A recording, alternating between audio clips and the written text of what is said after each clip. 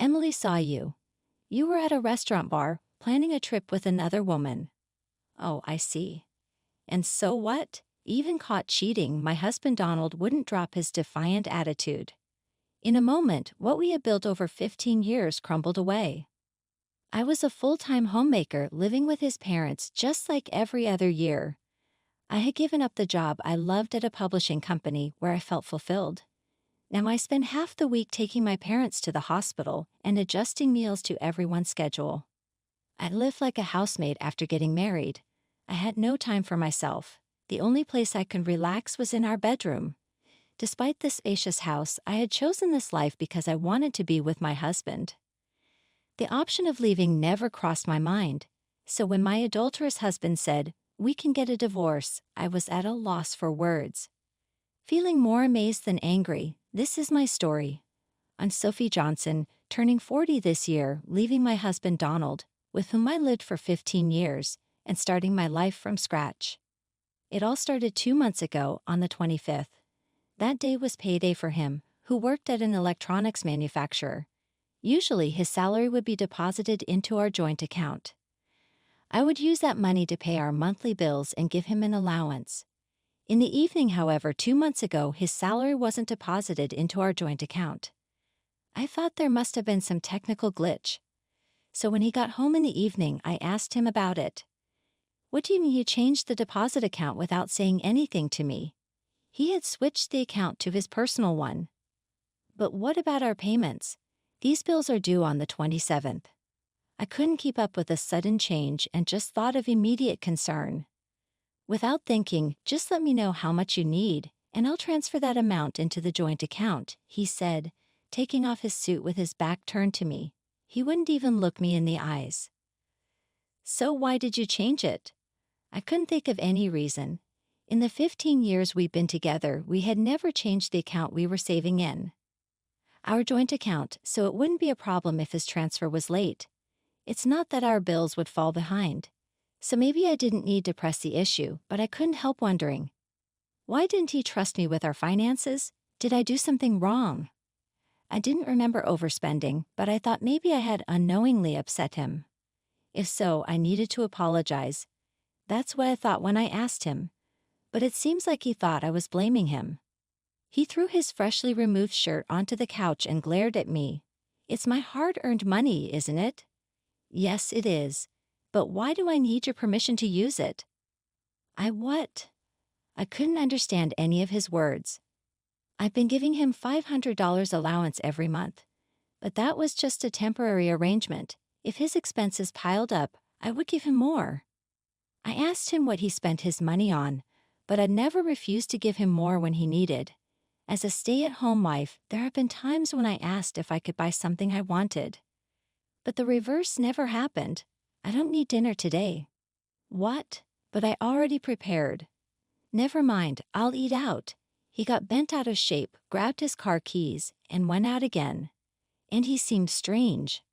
For the past 15 years, we've never had issues over money. But suddenly he starts saying it's his money. While cleaning up the food I had prepared, I was upset at my husband's selfish actions. I was frustrated that despite having food at home, he chose to eat out anyway because now he was in charge of the finances. From that moment, he began eating out every night and coming home late at night after I fell asleep. Also, the number of days he told me he was staying at work overnight increased. The fight had completely escalated. Even when we were together, we didn't talk more than necessary. As time passed, it was hard to find a chance to make up, and I started blaming myself. We never had a fight last this long before. It was a minor issue that he changed the bank account without consulting me. If he wants to manage the finances, that's fine. After about 2 weeks of awkwardness, I began to reconsider. Like that, then one day I received a message from Emily, who is my colleague when I worked as a publisher. "Hey, how are you doing? How about lunch soon? We used to go out for drinks after work and spend our days off together when we were single. We both have families now, so we don't contact each other as much, but we try to meet at least once or twice a year." Her invitation came at a good time. I agreed readily, so 2 days later in the afternoon, She and I were sitting in a cafe in the next town. So they moved into the care facility, huh?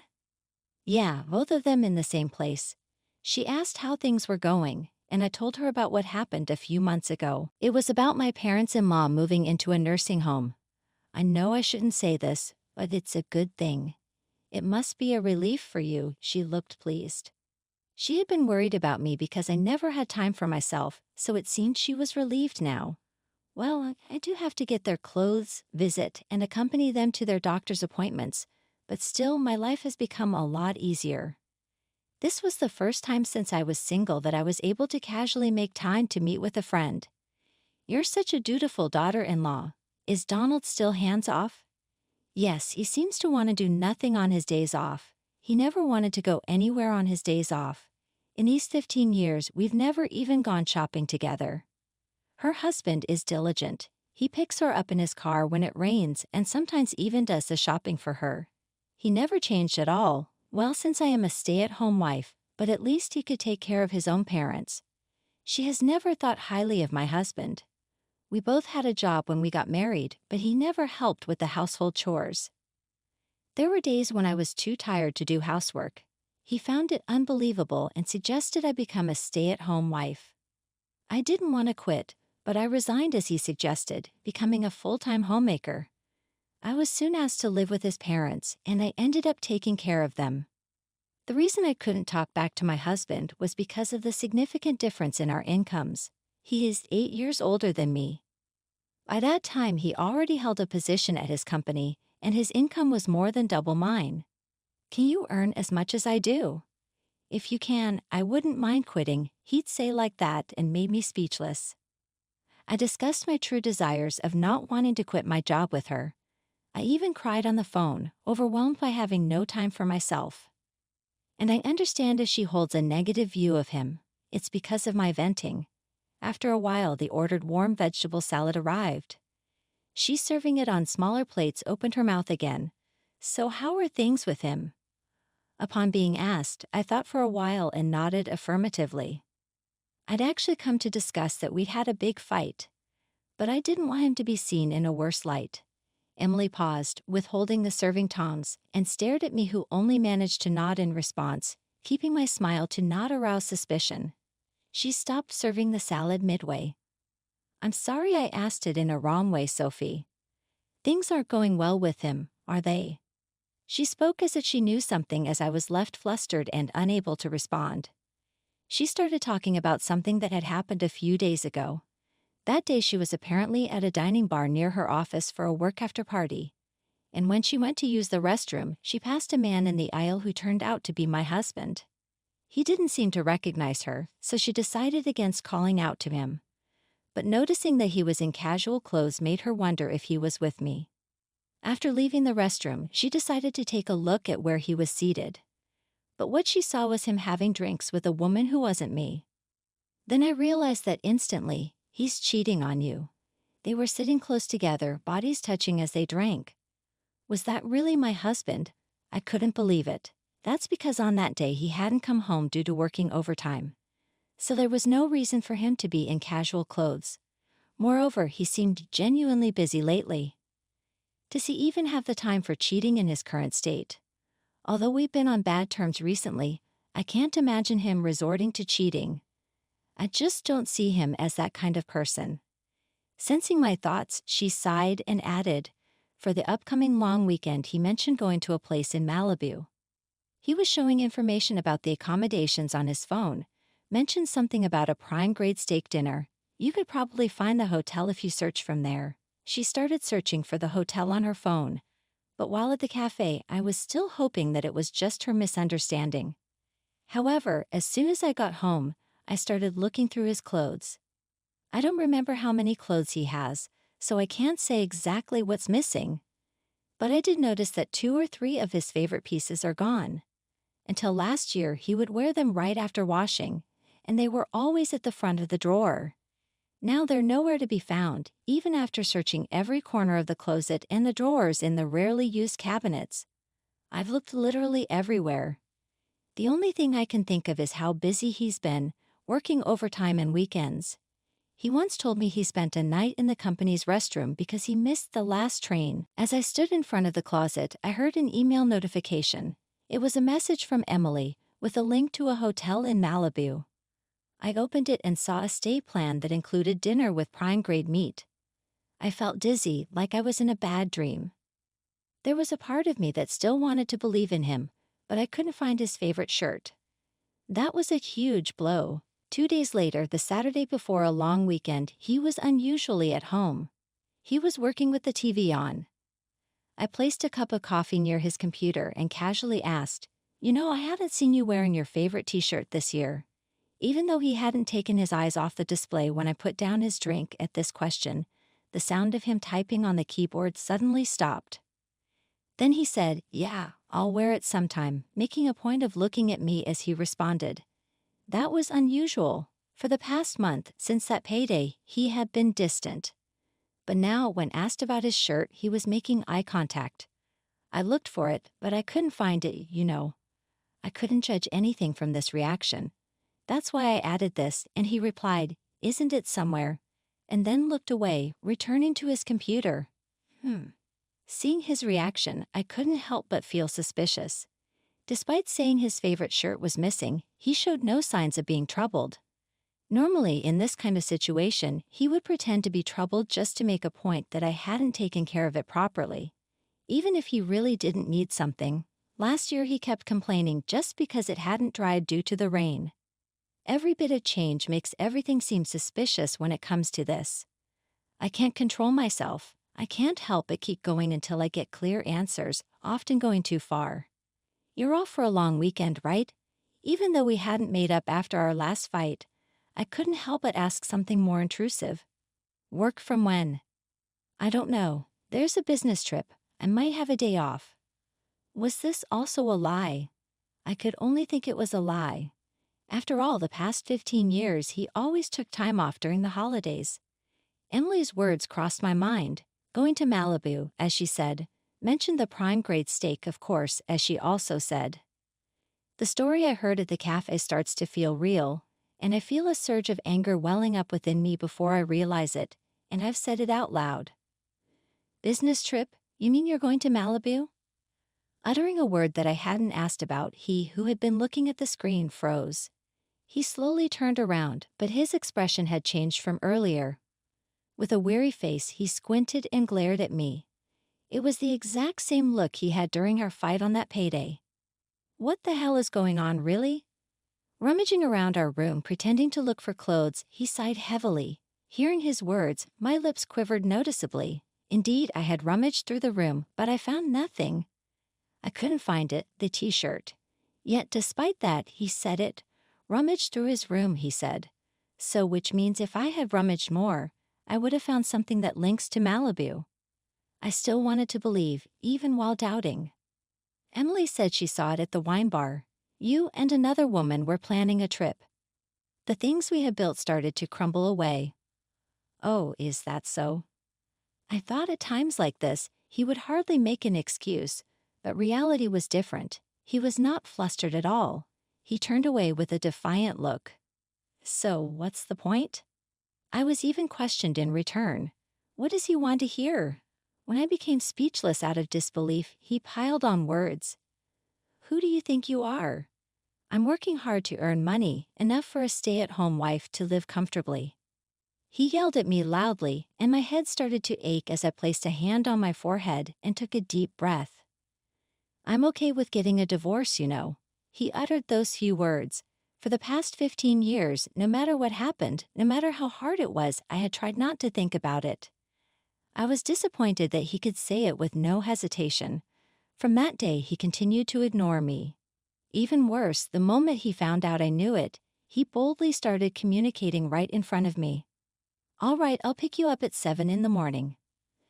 The first time it happened, I was dumbfounded. Was he always like this? The person in front of me was a total stranger. As it was, we entered the long weekend and the day of his trip. I was in the car, driven by Emily, and silently watching him commit infidelity. "Sophie, did you get a shot of him putting his arm around her waist just now?" "Yeah, you should take as many photos as you can." When I told her about my conversation with him on Saturday, she was furious and told me I should break up with such a stupid man.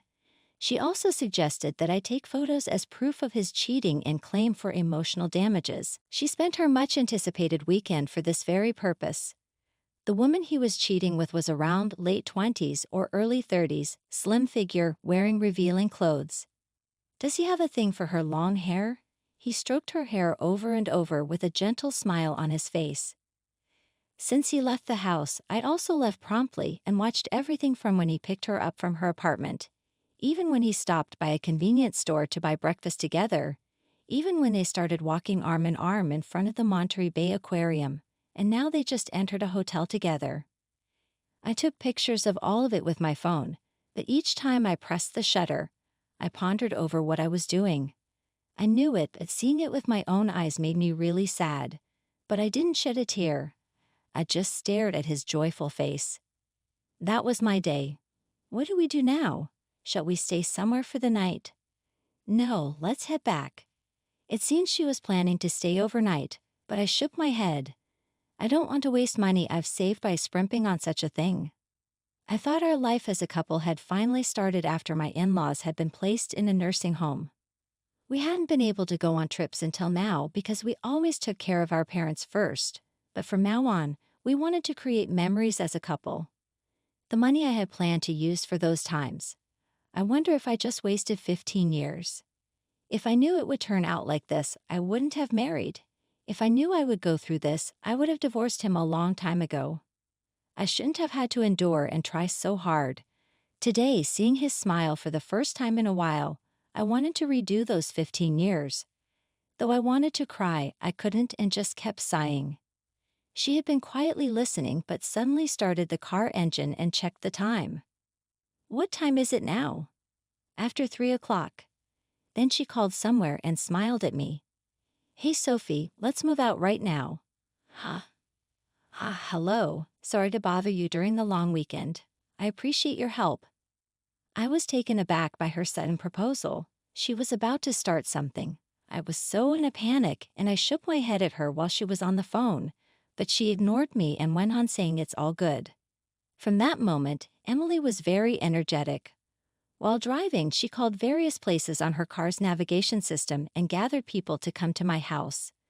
Then about 3 hours later, we actually had gotten home in the evening, about 2 hours after.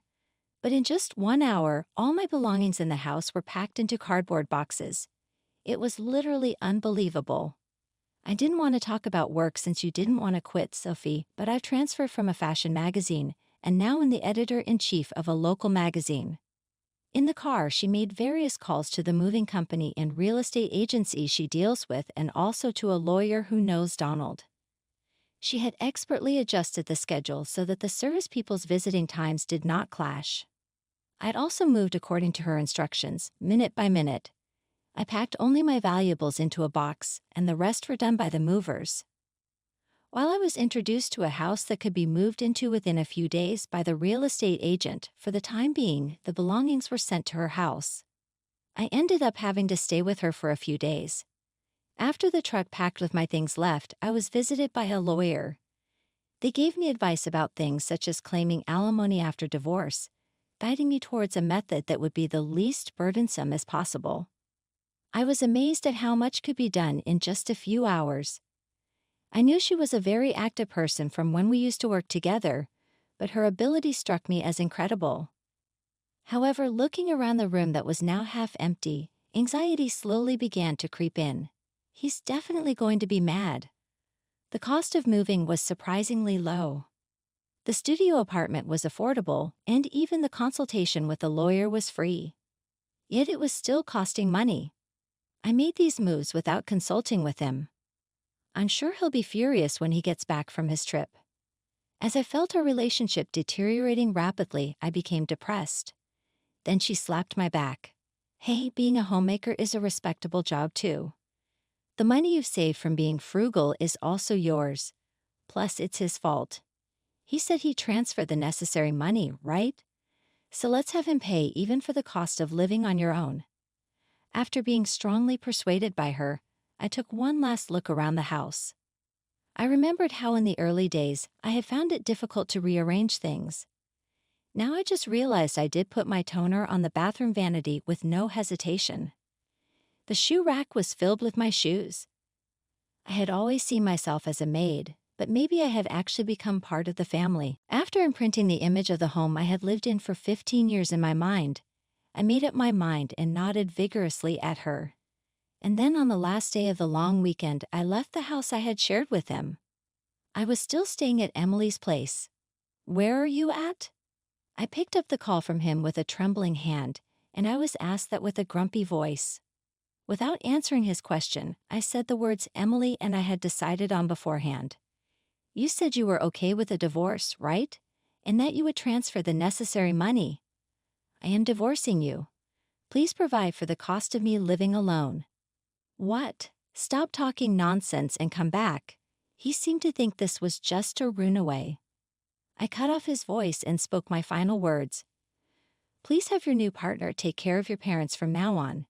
Thank you for 15 years. While he was still talking, I hung up. He called back several times, but I didn't pick it up. I did feel guilty about how I ended things unilaterally like this, but looking back, I had always accepted his unilateral demands ever since we got married. So I tried to think it is fine, at least in the last moment. The following year was a whirlwind. I negotiated with him through a lawyer and was finally able to divorce with alimony and living expenses assured. I had no peace of mind until I found a job, but I've been working as an office clerk at a local factory and slowly buying what I need with my monthly salary. Then Sophie, can you make the deadline this month? Yeah, I'll make it, but I think I'm going to barely make it by the deadline, so I don't have time to chat on the phone. All right, I'll go now. You have your piece this month too. 6 months ago, Emily, who manages our local magazine, added a news section about saving money, and as a frugal person, I've been given a chance to write a couple of pages there every month.